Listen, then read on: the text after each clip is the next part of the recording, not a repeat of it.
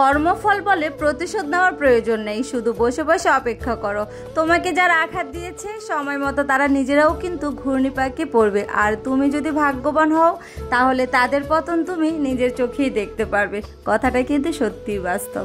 আমার খালামণি নিজের পালা একটা বড় রাজহাঁস পাঠিয়েছিল আমার আব্বুর কাছে, সেটাই রান্না করলাম। যেহেতু আব্বু আছে চিন্তা করলাম আব্বুর জন্য হাঁসটাও রান্না করে ফেলি আর টুকটাক রান্নাবান্না করে ফেলি। আসসালামু আলাইকুম, সবাই কেমন আছেন? আশা করছি সবাই ভালো আছেন।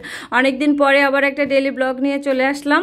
তো এইদিকে হচ্ছে আমার খালামণি নিজে পালা একটা মানে পাতি হাঁসটা এত বড় ছিল দেখেন। আমার যখন পাতিলে মাখবো অনেকগুলো মাংস হয়েছে। মানে এই সিজনে কিন্তু এরকম হাঁস পাওয়া খুবই টাফ। একদম এত পরিষ্কার করে দিছে, আমার কোথাও একটু টাচই করতে হয় না।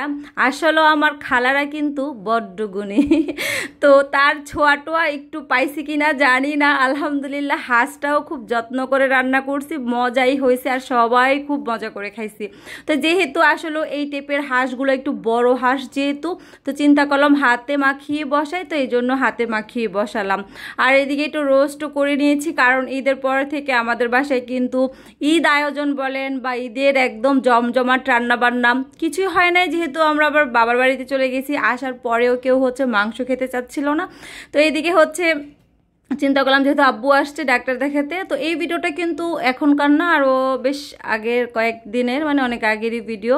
তো সেই জন্য আসলে এডিটটা করা হচ্ছিল না। মাঝখানে আমার আবার কক্সবাজার বান্দরবানের ভিডিওটা ছিল, তো আসলে গ্যালারিতে এরকম অনেক ভিডিও থেকেই যায়। তো এদিকে হচ্ছে রোস্টটা ভাজা শেষ, মানে চিকেনটা ভাজা শেষ। এদিকে আবার মশলাও কষিয়ে নিচ্ছি। তো আসলে মাঝখানে আমি যে কথাগুলো বলছিলাম, কর্মফল বা প্রতিশোধ, মানে আপনাকে যে যদি কেউ কষ্ট দেয় বা আপনি যদি কারো কথায় আঘাত পান বা আপনার কোনো দুর্বল পয়েন্টে কেউ যদি মানে হেসে হেসে খোঁচা দিয়ে আপনাকে আঘাত করে, আপনি একটু ডোক গিলে যাবেন বা আল্লাহর উপরে ছেড়ে দিবেন। সত্যি আপনি যদি ভাগ্যবান হয়ে থাকেন তাহলে আপনার সামনেই তার পরিণতিটি আল্লাহ দেখাবে। কারণ মানুষের অন্তরে বা মানুষকে আঘাত দিয়ে কথা বলতে নাই কোনো মানুষেরই। তো যাই হোক, এদিকে হচ্ছে আমি রোস্টটা যেটা পাতিলে নিয়েছিলাম ওই পাতিল আবার পোড়া লাগছিল নিচে, তো আবার পাতিলটা চেঞ্জ করলাম। রোস্টটা কিন্তু অনেক মজা হয়েছিল। আমার মাহিদি বলছিল যে আম্মি আমার জন্য ভাত রান্না করো, ওই যে একটু পোড়া লেগে গেছিলো, আমি কিন্তু রোস্ট খাবো না। তো রোস্টের কালার আর গ্রেভি ও একটু খেয়ে বলতেছে না খেতে হবে। পোলাওটাও কিন্তু খুব সুন্দর হয়েছে, ঝরঝরে। পোলাওটা আসলে সবসময় ভালোই হয়, তবে এবার বাড়িতে গিয়ে হচ্ছে আমি একটু পোলাও রান্না করতে গেছি, গিয়ে হচ্ছে আমি পোলাওটা একদম নরম করে ফেলছিলাম। এই প্রথম, জানি না মাটির চুলাই কিনা, আর হচ্ছে আন্দাজ করতে পারি নাই নাকি জানি না। আর এইদিকে হচ্ছে আব্বু ইলিশ মাছ নিয়ে আসছিল, তো সেই মাছের আর কয়েকটা ভাজবো আর কয়েকটা এভাবে মাহিদির আব্বু বলতেছিল শুধু পেঁয়াজ মরিচ আর এভাবে একটু জ্বালায়া, মানে আমাদের গ্রামে কিন্তু আমরা এভাবে ইলিশ মাছটা খেতাম, এত মজা। আর ধনিয়া পাতা দিলে শুধু এইটার যে পেঁয়াজটা থাকে, ঝোলটা থাকে, সেটা দিয়ে আপনি এক প্লেট ভাত খাইতে পারবেন। যদিও অনেকে খায় না বা পছন্দ করে না, বাট আমরা কিন্তু খাই।